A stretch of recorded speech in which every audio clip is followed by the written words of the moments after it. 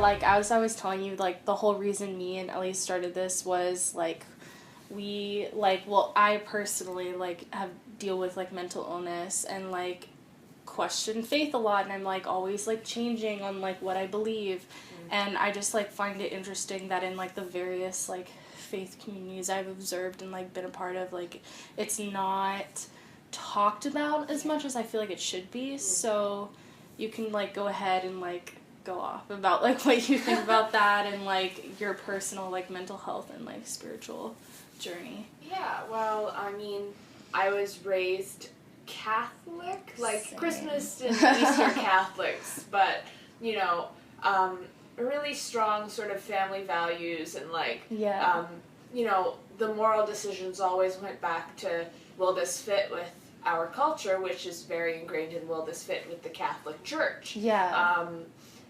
And, you know, I was raised in that, and when I was an adolescent, it became very important to me.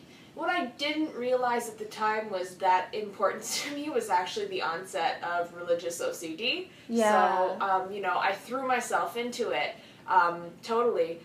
But, you know, the problem with having OCD is nothing you ever do is going to be good enough. So that got transferred onto my sense of religion.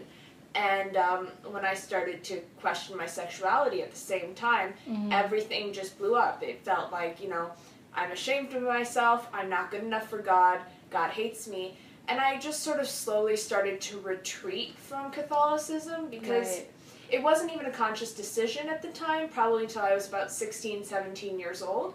It was just, I didn't feel good enough to be standing in a church. I felt ashamed going in there. I felt like somehow I was sinning by just existing in a church. Yeah. So I gradually, you know, I lost the incentive to go. And when I was around 16, 17, you know, I went through some bad life circumstances that I won't get into. But, yeah, of course. Yeah. I just wound up, like, it was too much, and I thought, I can't do this anymore. I don't know where I'm going to go, but I can't be here anymore. And I sort of made the conscious decision then that I wasn't a Catholic anymore. Yeah. And I kind of floated around for a couple of years, just kind of, you know, believing in God, but not having a specific anchor. Right.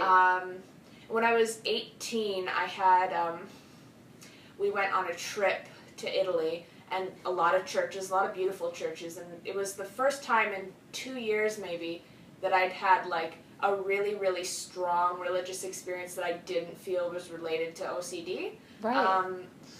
And it just felt like, you've got to go back to church, but I knew that, like, I couldn't go back to a Catholic church. There was too much hurt there, and there was too much, like, sense of alienation. So I started shopping around for churches, and I would say within a couple of months, I found a United Church in my area that, you know, had the banner about we're LGBTQ affirming and we're social justice focused and we understand all these social issues.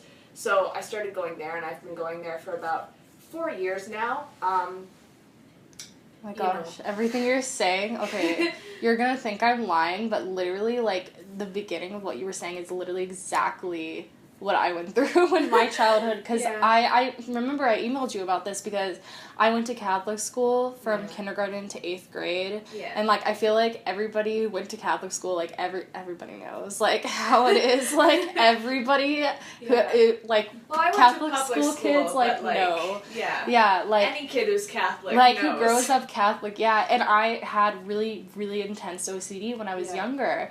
And I displayed signs of it when I was, like, a toddler, you know? Like, it was, like, a genetic thing with me. The onset for me was probably, like, 7, but you never know until you, like, it really hits. And then, so, like, when I went to Catholic school, like, it got so much worse because it's, like, fueled. It just fueled into it. It, like, feeds off of it, you know? Yeah, if I can be totally honest, like, the best time for my mental health was probably when I was floating around, you know, spiritually lost or whatever you want to call it. Because the minute I got back into church, I didn't know what to do with myself except the Catholic stuff. So of course. Even now. And it's such a specific form of, like, Christianity that, like, other Christians, like, don't understand it unless you're, like, in it.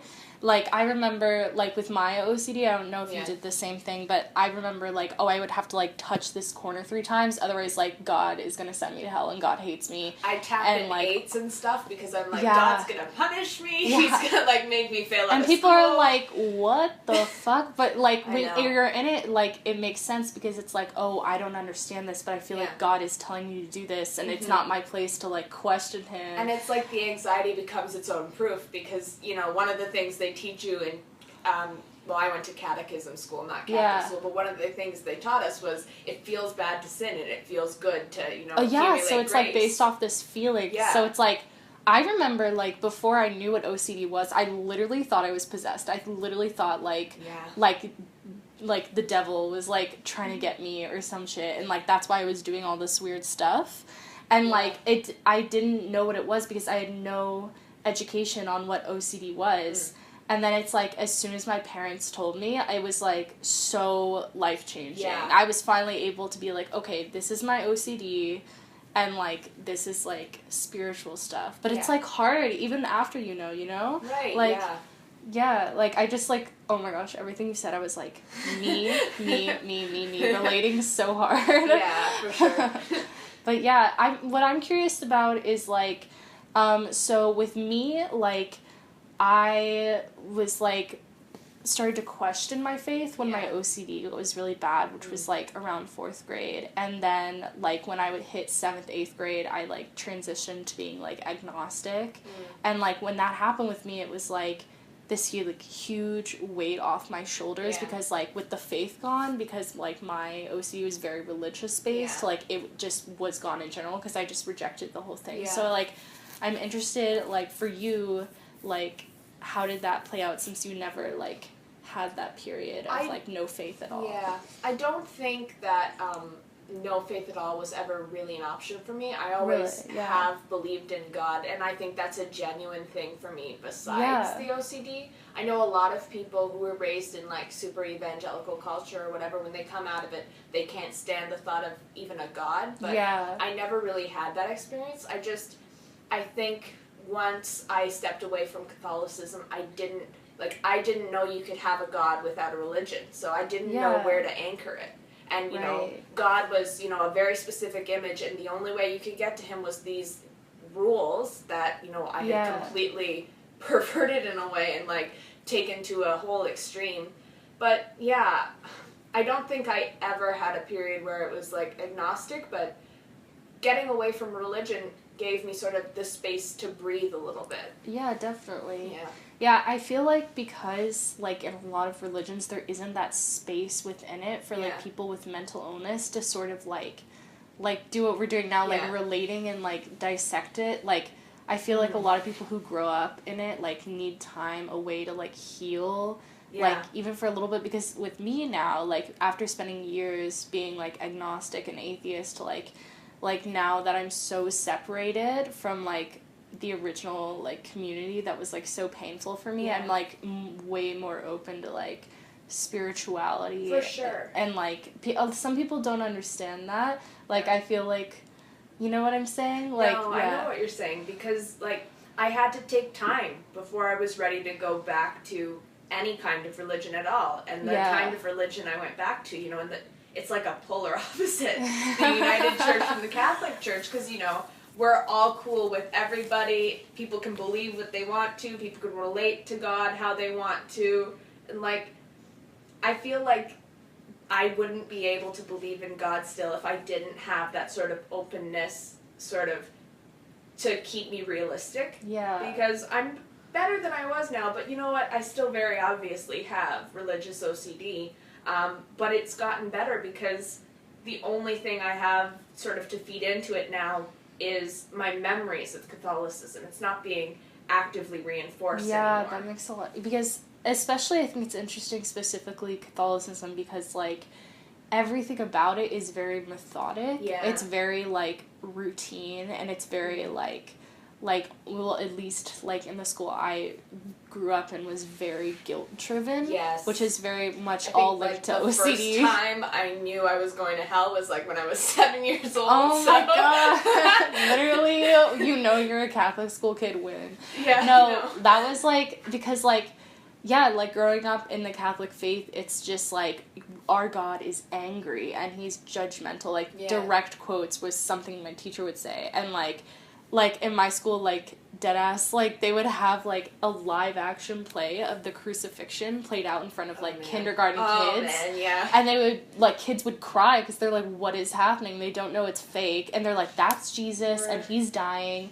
because you, like, lied to your mom. You're speaking to me so much right now. Yeah, and it's, like, people don't realize, like, honestly, I really think that's child abuse, and it, like, really fucked me up. And it fucked up, like, everyone I knew. Yeah.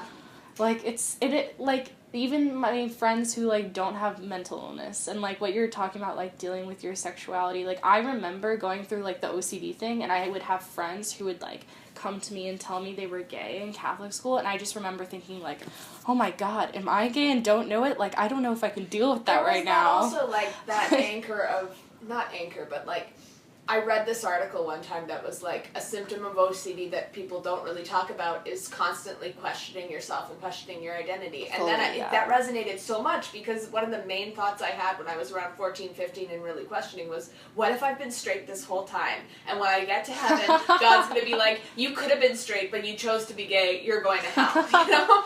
That was me too. I remember, like, being in church or something and, like, thinking about, like, I don't know, like, the devil or something, and I was like, oh my God, did God hear that? Like, does God hate me now? Like, am I going to hell? Like, oh my gosh, am I a bad person? Like, it's this, like, constant, like, because it freaks you out, like, to the point where it's, like, kids who don't even have OCD, like, they get freaked out. They're terrified, and that's why, like, I understand so much, like, when, like, liberal people try to talk to, like, these conservatives who are raised, like, if you even think for a second abortion's okay, like, you're going to be in hell for all eternity. And it's like, I understand that because I was raised in that, you know? And, like, I don't mean to, like, just be constantly shitting on Catholicism. Oh, yeah, of course. Like, I'm living proof that you can be in another religion and still, like, be completely screwed up that way. And, like, I look at my parents, and they have a very healthy idea towards religion, and they're quite liberal in a lot of ways. Yeah. So, like... Yeah, and at the same time, there definitely are, like, liberal Catholics. Like, I know a Catholic back in Texas who's, like, also a drag queen and, like, goes to church all the time and, like, posts Bible quotes and is still, like, performing drag. So, like, it is possible to, like, be a progressive Catholic, but there is definitely, like, an issue, especially, like, with the older people, I think. I think it depends, like, what your mind is looking for. Like, in the case of us, our mind was looking to latch on to anything negative, anything routine-driven, anything that could make us, you know, anxious, sort of. But when you're a little more chill and you're like, well, I can, you know, take it or leave it, and you're not scouring the Bible for evidence of, you know, I have to live exactly like this. Yeah. It's a lot easier, I think, to have a healthy relationship to your religion. Yeah, to, like, spirituality. So, did you ever, like, when you were, like, taking your time away, when you, like, still believed in God, but you were kind of, like, looking at different religions, was there ever, like, another religion that, like, called out to you, or, like, was it just, like, within the Christian umbrella? I think I always considered Christianity, and I don't know if that was, like, an OCD thing or was just my personal preference, but I sort of flirted with the idea of, you know, switching over to Unitarianism for a while, but in, I guess, my heart or whatever, I knew that the place I'm going to feel most at home right now is within Christianity. It felt like too much stepping out to go to an entire new religion. So it was like a community comfort thing. Yeah, I think so. That makes sense. Yeah. It's kind of like, I relate to that, like, where I am right now with, like, my personal, like, faith is, like, I was, like, an atheist at the beginning of this semester, and then, like, working here, and, like, I think what someone said to me that, like, really, like, got me thinking was, there was a girl who works here, like, we were having a discussion, and she's like, why is it that, like, the secular, like, Enlightenment perspective on, like, religion, why is that considered the least biased? And I think that was so, like, that really, like, hit me, in the sense that I was like, oh, like, this entire, like, belief system was founded by, like, really racist, sexist, white, rich guys, kind of like every other religion. Maybe I should think about that. Yeah, for sure. Like, and so, like, that really, like, got me thinking and, like, opened a door for me to, like, embrace, like, not, like, I can never see myself being in, like, one religion, but just, like, spirituality as a whole. Yeah. Like, because, like, I do think emotion is so important to me, like, and I think, like, with OCD, like, one of the main ways that, like, I learned to differentiate, like, this feeling of, like, spirituality and, like, OCD was, like, I had to reject it for a long time, but now, like, when I do, like, have slight urges, like, I can tell because it's so negative. It's so negative before and after you do it, even when there's, like, the relief. Yeah. When whatever you have to do, you've done it, it's, like, exhausting. It's exhausting. So I only, like, pay attention to, like, spiritual things that are, like, positive, you know? Yeah. Like, I don't know. Like, that's like, where I'm trying to get. Yeah, it's so hard, though. Mm-hmm. Like, I, like, oh my gosh, I totally relate. Like, I used to stay up till, like, 3 a.m. doing homework, and I would, like, circle the number 13 on a paper, because I was like, if I don't circle this... That's one of my numbers, like, dang. I know, I used to, like, hate it. And it wasn't even, like, I was just like, this is the devil's number, and if I don't circle it, like 12 times for the 12 apostles, like, God's gonna fucking send me to hell. And I'm, like, in 4th grade doing this. And what's shocked me is, like, years later, I heard that some of my teachers had, like, told my parents that they noticed me doing this, and then, like, no one did anything. Mm-hmm. And it's, like, I don't get it. Like, why isn't this more talked about? I think there's a discomfort around talking about odd behaviors. I think a lot of people are afraid if they bring things to light, it'll come across as accusatory somehow, because there's still that stigma that mental health is a bad thing. So if you talk about something that you notice in someone that's abnormal, it's like, I'm accusing them of being one of those abnormal, you know, weirdos. But I think also there's just a general lack of understanding of, you know, quirks versus pathology. And I know there's been more discussion about mental health recently, but I don't think it's been enough, because it's really focused on, like, going through periods of depression or going through periods of anxiety, and it's very, it's like, very trendy in a way. It's a very, and it's also a very normative discussion. Like, there is no discussion about, you know, how do I approach this person with OCD who's religious, who's also gay? Yeah. You know? Yeah, I totally see what you're saying. It's kind of like, it was like a weak thing. Like, I felt so uncomfortable talking about, like, my mental health for so long. Like, I was raised in, like, small town Texas, so it's like, when you think about the history of mental health, it's like, you used to be considered, like you should be, like, executed, essentially, or like vanished. There's something wrong with you. And I mean, there's still echoes of that. Like, I am in OT school right now, and you know, we have a mental health lecture, and the people they chose to bring in to tell us what mental illness is like, or, you know, beyond severe. There's no sense of people with mental illnesses can be in this program, they can be thriving, they can be smart, they can be, you know, good people. There's a sense of, it puts your life in shambles, and I think that's why people, it's sort of that modern sort of, you should be executed or something, because you should just be carted off to a hospital, you shouldn't work, you shouldn't do anything,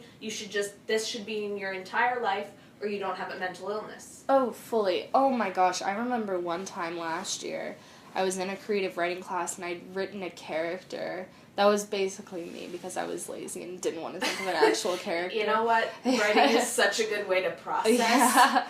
And it was about, like, basically, like, me, like, in 4th grade in Catholic school with OCD, and I literally wrote word for word the shit that I used to do, because it's, like, what I remember, and it's, like, the most realistic, because it's what I actually used to do. And there was this fucking girl in my class that was, like a white feminist Becky, and she was just like, I just, like, found the piece, like, it kind of, like, this isn't what people with OCD actually do. Like, people with OCD, the able-splaining, I know. They, like, clean things, and, at the end it says, like, your character, like, later, like, learned to control the OCD and, like, like, forgets she had it. Like, that's just not realistic. Like, I have a friend with OCD, and I was like, Rebecca, shut up. Like, you don't know what you're talking about. Yeah. Like, this is actually me. Like, not everyone with OCD is literally, like, a fucking hermit. Yeah. And, like, never progresses. Like, this is my story. Yeah. And, like, oh my god, it makes me so mad when people are, like, OCD people, like, clean everything. Yeah. Because that's a thing. People casually drop it around or, like, Yeah. think that it's positive in my life because, you know, in addition to the scrupulosity, I'm also a huge perfectionist. So I'm, like, constantly, like, the one who's over-prepared for everything. And people are like, wow, you're so OCD. That's great. It's like, no, it's not. It's not. Because it's exhausting. Oh, yeah, my parents used to be like, oh, maybe your OCD is a good thing because you get, like, great grades. I'm like, yeah, I know. No, I, like, literally want to die. Like, no. Actually. Like, that's the thing. Like, I feel like I used to be that kid who, like, got 4.0s all the time. Yeah. And it's, like, sucks. So now every time I know someone with a 4.0, I'm like, okay, are you a sociopath? Like, or do you need help? Because it's, like, to get to that level, you are miserable. Like, 99% of the time. I was absolutely miserable. And I think that the thing that, like, I found most relieving was when my therapist told me, stop discussing your marks. Just tell people you did fine and leave it. Oh, and yeah. it was like, oh my god, I don't have to compete with people. I don't have to compare myself to people. What does this mean? And, you know, I don't have a 4.0 anymore, but it doesn't feel like a terrible thing. Oh, I yeah, can see same. an 85 on the paper, and I'm like, hey, that's great. Yeah, you know? same. I used to, like, freak out if I got, like, below, like, if I got, like, a 92 on something. It had to be, like, 98 and or now above, I'm or it like, was awful. this whole education system is bullshit anyways. I literally don't care. Like, I'm literally about to drop out, like, whatever. But, like, yeah, like, I totally understand what you're saying. Like,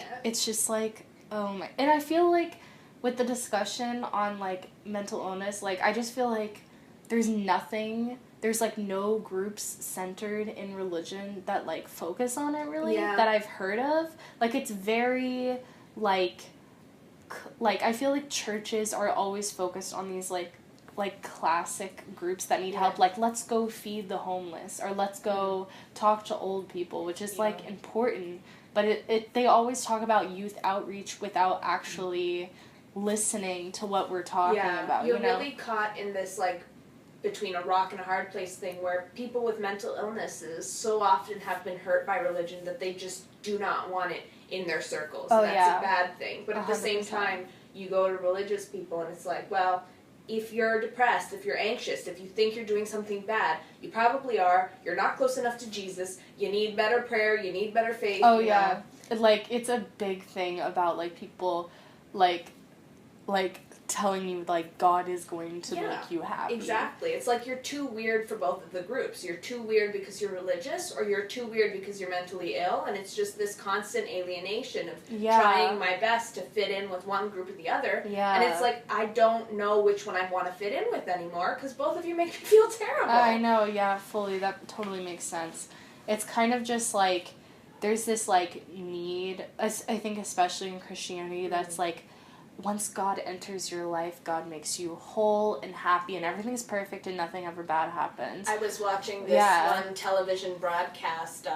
I do like some television sort of preaching broadcasts, because I think they can be positive and they can actually hold some truth to them. But this one, oh my gosh, she was talking about, like, mental illness and how she had a friend who just, you know, rolled down her window and yelled, "Praise the Lord," out of it, and suddenly her depression was gone. And it's like, that's can so I have some ridiculous. of that?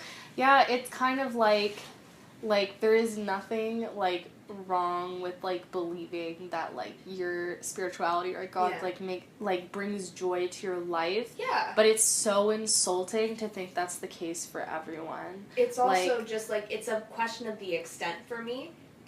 I don't think it's a bad thing to say God's going to bring better things to your lives. I believe that. Yeah. But the idea that if God isn't the main thing, it's going to bring bad things to your life. That's, you know, playing up on the guilt, playing up on my anxieties. And it's, you know, it's too much for me to handle. Or you're, like, depressed because you've, like, sinned. It's, like, the equivalent of going up to someone with, like, cancer and being like, oh, sorry, like, you sinned too much and this is your punishment. Like, it really is. It's ridiculous. Like, I don't know.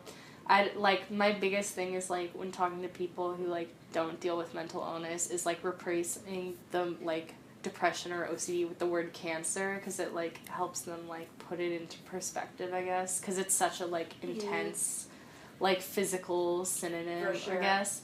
But, like, I don't know. Yeah. I just, like, can you see it, like, changing, or can you see, like, people like you coming up?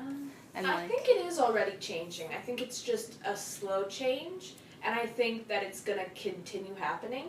Yeah. I think right now the conversation where it's at is very unidimensional, and I think it's one that, like, we need to finish having before we can start getting into more complex conversations. And I think OCD is one of those because it's so wide-reaching. It's such a complex issue, and in the case of religious OCD, churches are going to have to take a good long look at themselves and say, what are we doing that contributes to this in a way that they don't really have to do with other mental illnesses and to quite the same extent. Yeah. So I think we'll get there eventually, but for now we're not there, and we need to be doing more to sort of push along the conversation and, you know, put our voices in there and say, you know, I feel ready to have this conversation and I will start it if I need to, but you guys have to go along with me. Yeah, that makes a lot of sense. Yeah, I feel like, especially with, like, millennial talk about mental illness, like, part of it is, like, really great and part of it is really frustrating, I think, because it's, like, it's amazing this is being talked about. It's, like, amazing more people feel, like, open about, like, discussing their, like their illnesses, but it also feels like some people are, like, treating this as, like, a trend, as if, like I'm, like, people who, like, label themselves, like, how do I explain this? Like, people who aim to be manic pixie dream girls, they want that, and they're like, oh, yes, I'm depressed because, like, I cried last month because, I don't even like, think blah, blah, it's blah. so much deliberate, like, I'm treating it like a trend and I'm putting it on, as much as we have this idea right now that, like, we need to be happy all the time, we need to, you know, be functional all the time, we need to be doing the most all the time, and if you're not,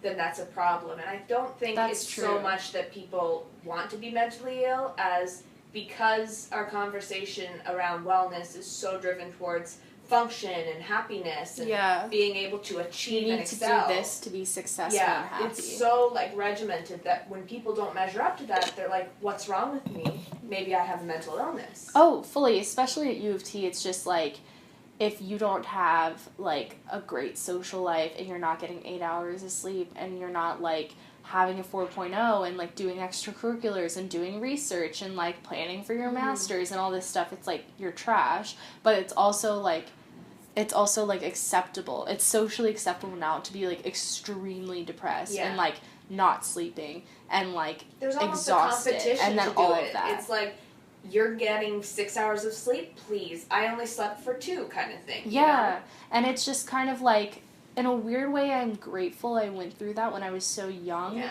Because, like, doing that so young, like, it took me a long time, but at a certain point I realized, like, I'm so miserable, I literally don't care if I, like, fail this semester and, like, literally become homeless. Like, I'd rather do that than keep doing this, because, like, it's like people think, like, okay, once I get my 4.0 and get my master's, I'm gonna be happy. But it's like, no, it's like a thing you focus on in the present, you have not to set like that limit for yourself. And I mean, I don't really know how to relate that back to everyone else. I think certainly, like, it's important to be talking about depression, anxiety, and other mental illnesses. Yeah. And for sure, like, a lot of people who are inserting themselves into this conversation, these are legitimate issues. I don't want to encourage anyone to be second guessing themselves and thinking, well, maybe I shouldn't get help, maybe I'm not severe enough. I don't think we need to be competing with our mental illnesses in order for someone's struggle to be valid, but I think what we're missing in the conversation right now is you can have a mental health issue. You don't necessarily have to have, this severe mental illness that's completely blown up to be needing help, to be needing to talk to someone, to be needing, like, medication or doing CBT. You can be depressed without having chronic depression. You can be anxious without having chronic anxiety. That makes sense. You can just need help because you need help. Yeah, that makes perfect sense. I think, like, that's so true. Like, my best friend's, like, mom is a therapist, and she always says, like, everyone should go to therapy at least once, which I think is so true. Yeah. Like, people are all the time are like, I feel like I don't deserve to go to therapy because I have, like, the money to go. Yeah. Or, like, I don't deserve it because, like, my life isn't as hard as someone else's, but it's like, you're not helping that person whose, like, life is harder than you by, like, not getting the help you need, you know? I definitely agree with that. And to a certain extent, that's one of the things that sort of, you know, I feel conflicted about diagnosis in general, because I feel like it encourages us to think about, you know, checklists and sort of bars for how bad am I to need help. Of but course. At the same time, like, I also see the use for diagnosis, because I was misdiagnosed with a lot of different things before people finally honed in on OCD and started giving me the right treatment and the right kind of attention. So I see how giving me that label, it was almost like, oh my gosh, that's me, now I can start working on me, and it gave me that pathway forward. So there's definitely still a place for diagnosis, but I think we don't need to take it quite as rigidly as we usually do. We can just acknowledge, like, I think we need to get away from a diagnosis first, treatment later thing, and we need to be paying more attention to how people feel and what symptoms they're reporting, and, you know, symptoms first, and if we need a diagnosis to work on the symptoms, that's fine, but let's work on the symptoms regardless. And it gets so complicated. Like, I 100% agree what you're saying, but especially, like, when you expand into, like, the more, I guess, like, intense, like, mental illnesses the more complex ones, like when you're schizophrenia and, like, borderline and like the, like, when you expand, like, outside of, like, the acceptable, like, OCD, depression, anxiety, like, the diagnosis, like, discussion becomes even more complicated, because, like, you could argue, like, it's extremely hard when you have those to, like, diagnose yourself and, like, know you need help, because, like, it's so, like, invasive. But, like, I don't know, but also it's just, like, it makes me really uncomfortable when I see, like, a 13-year-old on Instagram being like, hi, I have a borderline disorder, I have personality disorder, and it's just like, but you're, like, so young, and, like, I also don't want to invalidate someone's mental illness, but I think there's such a value in having a professional, I definitely think so. Look at you as well, especially if you're young, like, I don't know, because it's just, like, what is happening? I mean, like, it's not the best perspective, but the perspective I've kind of taken has just been to lean back from that kind of conversation, because I think self-diagnosis is an important first step for a lot of people. I don't think there was a period of time where I thought, you know, it can validly be the final step. I'm less inclined to agree with that now, because I think there's so much misinformation on the internet, which is people's first line of defense for figuring out who they are and what they're struggling with. But I think that it's a good first step, and, you know, you shouldn't be interfering with that, because people have to come to their own paths, their own way. So if I see a 13-year-old, you know, I have this or that, I think there's nothing I can really do that won't be invalidating for that person right now. So I'm going to let them come to their conclusion themselves. And, you know, if they feel like they have this and they don't need therapy for it, fine. But if they, you know, will go to therapy because they feel like they need help, then if they do have borderline, then fine. But if they don't, then it'll get sorted out. Yeah, that makes sense. Yeah, I think that's, like, really true. That's, like, I feel like that's the OCD coming in, me being like, okay, I need to help everyone. How do I fix it? That's definitely a big problem for me. I give, like, so much of myself all the time. It's almost a compulsion in itself. Yeah. Like, I have to be helping people, or I'm a terrible person. Oh, yeah, same. It's especially, like, with what's going on today, like, all the new stuff, I'm just, like, it's so, like, overwhelming scrolling through Twitter, and it's just, like, mass shooting, there's a bombing, Trump did something, feel like and then I'm just like, for it. and then I'm just like, I'm dissociating, like, I don't know I'm just like, sorry. Like, I can't do, I really, like, I used to love being an activist, but same. Lately, I'm over it, like, and I feel so bad saying that, but it's just, like, it's honestly contributing to my depression, like, I honestly, like, needed a break from it. It was too much responsibility for me, because, like, I began to have a really unhealthy idea where, like, basically it was tied in with my OCD. It was like, well, if you don't do this, this, and that, then, you know, nothing's going to happen with your cause, and bad things are going to happen to people, and it'll be all your fault. Yeah, you suck. Like, yeah, pretty much. That was me as well. Like, I remember being, like, so on it, like, every single thing. Like, I still, like, obviously try to do the bare minimum of, like, signing petitions and, like, calling my senators and stuff. It's something I enjoy still, but I can't get into the same level that I was doing it before, I prefer to make it more implicit. I used to listen to, like, podcasts on it, like, every single day, and now it's just, like, I can't, man. I really can't. Like, I just feel like, it's weird. I feel like the world's ending, so I'm like, whatever. I feel like we're in a simulation. I'm just gonna, like, live. Like, I don't know.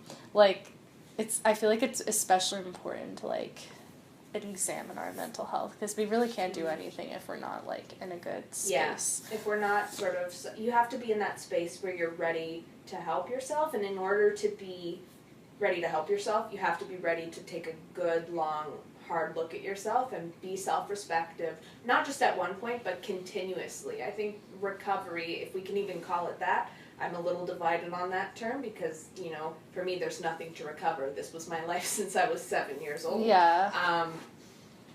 I think that, oh gosh, I don't even know where I was still going. No, it's I think so that okay. In order to recover, you know, it's a constant process. There's no, okay, I looked at myself and now I'm just going to take these steps and eureka, I'm cured. It's a constant sort of self-reinforced, how am I doing and what is developing in my life, and, you know, constantly managing and checking in with yourself. Yeah, fully. Are you a Virgo? What's your sign? I'm a Gemini. Oh my god! I was gonna guess that first, because I'm a Gemini. Literally, what the heck? Oh my god, I'm so mad at myself. I'm so good at guessing signs, and I'm so mad at myself, because I was gonna say you were a Gemini first, and then I, like, was like, maybe a Virgo, but, like, oh my god, that makes so much sense, because I'm a Gemini. Well, I want to hear, like, about this now, because I'm not into astrology at all, but I want to hear I love astrology. It's, like, one of the things that's, like, getting me into spirituality again. Mm-hmm. Like, so, like, Geminis, like, I thought you were a Gemini, like, when I was thinking about it, because, like, you were really comfortable talking, and I was like, that's such a Gemini thing, like, we can't shut up, ever, and we're also, like, overthinkers, and, like, constantly questioning ourselves. It's, like, like, fully, and then, like, Geminis are also very, like, dual-natured, so, like, we're either, like, going off, and, like, we don't care, and we're just, like, snapping, or we're just, black and white thinking. Or we're just, like, bye, like, I don't exist, like, I don't want to talk to anyone, like, bye, leave me alone, like, I'm fragile, like, it's, like, one or the other, but we're also, like, air signs, so we're also, like, anything that happens, we're just kind of, like, okay, like, we just, like, accept. I'm not that chill, though, I have to say, that's where I disagree, because anything that happens, I'm like, it's my fault, I've got to fix this, I feel like you have Virgo in your chart, though, you're probably a Virgo moon or rising. No idea, I don't even know what that means. If I'm right, I would, like, scream, I would be like, oh my god, because every time I get people right, I'm like, oh my god, I think I'm a witch, like, what is this? Like, I don't even know. But it was so good talking with you. You were so good to interview. Like, no problem. Seriously amazing. It's really nice to talk about this stuff and, like, actually have an outlet for it, because this is something I'm constantly thinking about. And, you know, every time I try to talk about it, it's good. Either, like, let it into the universe. It's a terrible reaction, or people are like, oh my god, like, you think that way? No, it's honestly trauma hour, like, we went off. I mean, I have my own trauma too, but, like, I'm not gonna get into that, because that would just, like, take up the whole, I could do another podcast on that, but I don't want to. Yeah, of course, I totally see what you're saying, but yeah, thanks.